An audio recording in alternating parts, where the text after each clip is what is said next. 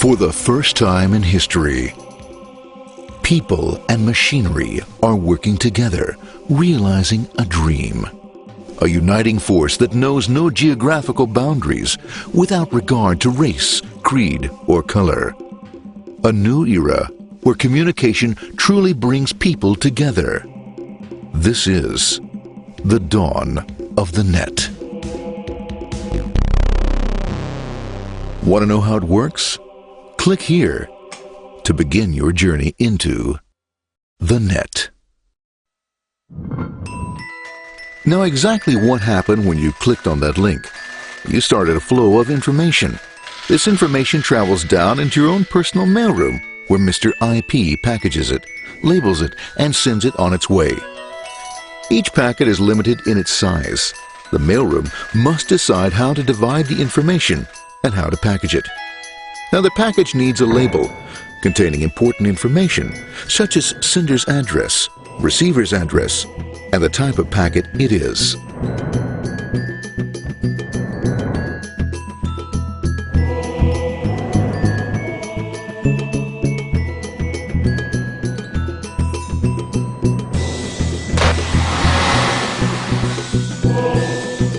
Because this particular packet is going out onto the internet, it also gets an address for the proxy server, which has a special function, as we'll see later.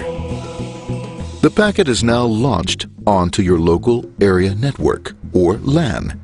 This network is used to connect all the local computers, routers, printers, etc. for information exchange within the physical walls of the building. The LAN is a pretty uncontrolled place, and unfortunately, accidents can happen.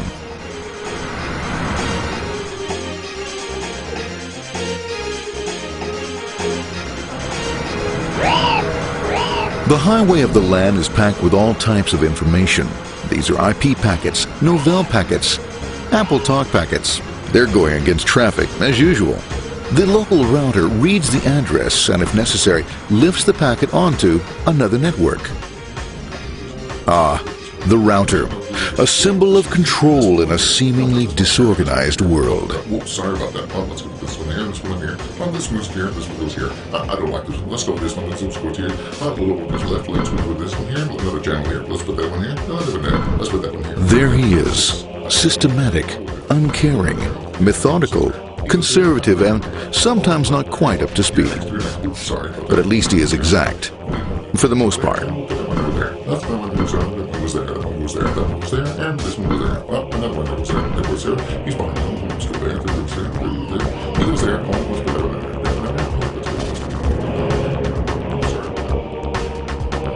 there. As the packets leave the router, they make their way into the corporate intranet and head for the router switch.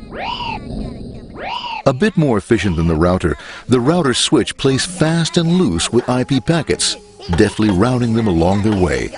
A digital pinball wizard, if you will. Here we go. Here comes another one. And it's another. Watch this, Mom. Here goes. Whoop, around the back. Hey, in there, in there, in there. Over the left, over the right, over the left, over the right. You got it. Here it comes. Right on. He shoots. He scores. It's going. Hey, Wayne. Here, watch out. Here comes another one. Oh, here we go. And it's gone.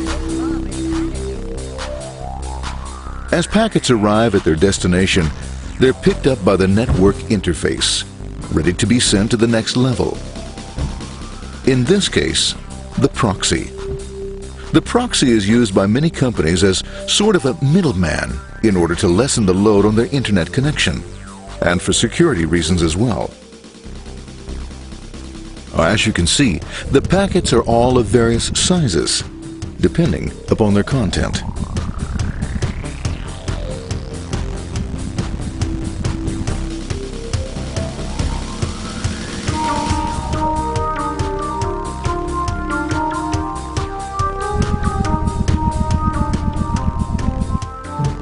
The proxy opens the packet and looks for the web address, or URL. Depending upon whether the address is acceptable, the packet is sent on to the internet.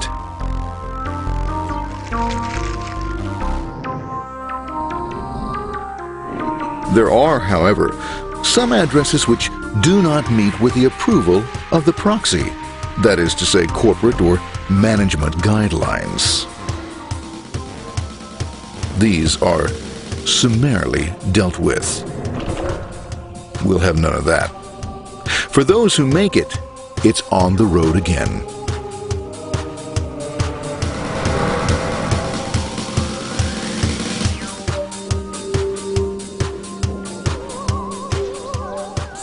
Next up, the firewall.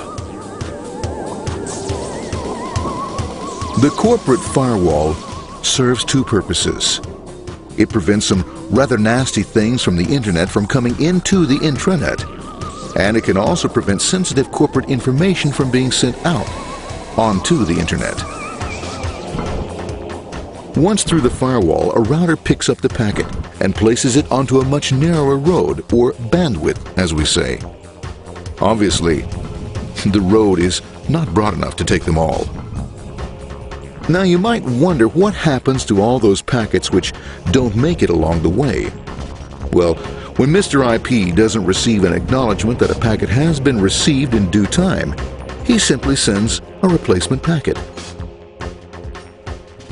We are now ready to enter the world of the Internet. A spider web of interconnected networks which span our entire globe. Here, routers and switches establish links between networks. Now, the net is an entirely different environment than you'll find within the protected walls of your LAN. Out here, it's the Wild West. Plenty of space, plenty of opportunities, plenty of things to explore and places to go. Thanks to very little control and regulation, new ideas find fertile soil to push the envelope of their possibilities. But because of this freedom, certain dangers also lurk. You'll never know when you'll meet the dreaded ping of death. A special version of a normal request ping, which some idiot thought up to mess up unsuspecting hosts. The paths our packets take may be via satellite, telephone lines, wireless, or even transoceanic cable.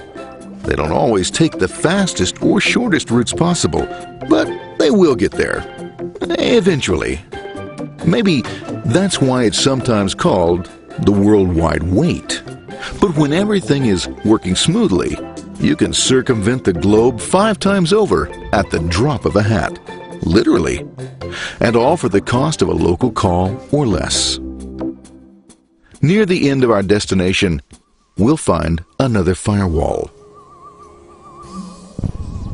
Depending upon your perspective as a data packet, the firewall could be a bastion of security or a dreaded adversary. It all depends on which side you're on and what your intentions are.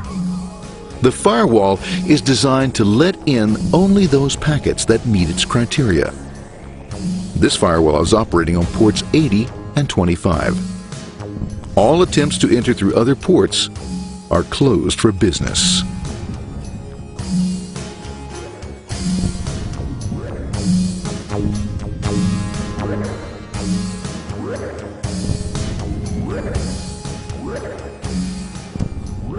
Port 25 is used for mail packets,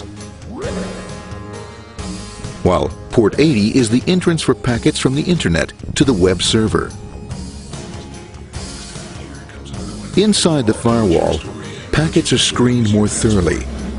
Some packets make it easily through customs, while others look just a bit dubious.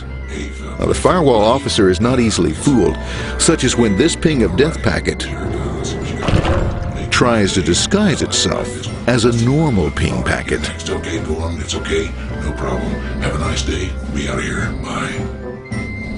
For those packets lucky enough to make it this far, the journey is almost over. It's just a lineup on the interface to be taken up into the web server.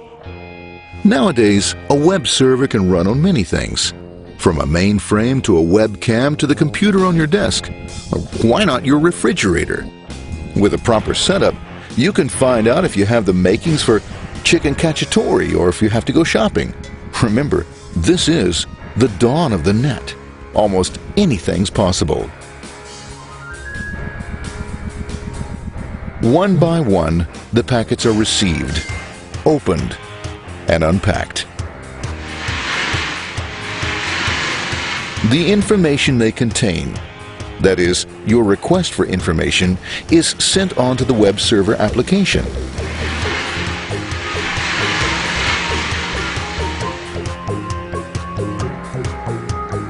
The packet itself is recycled, ready to be used again, and filled with your requested information.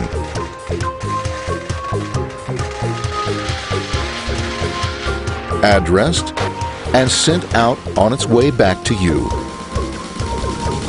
Back past the firewall, routers, and on through to the Internet. Back through your corporate firewall.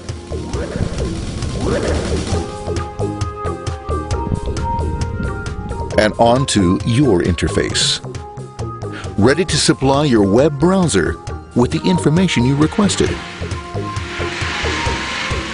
That is, this film.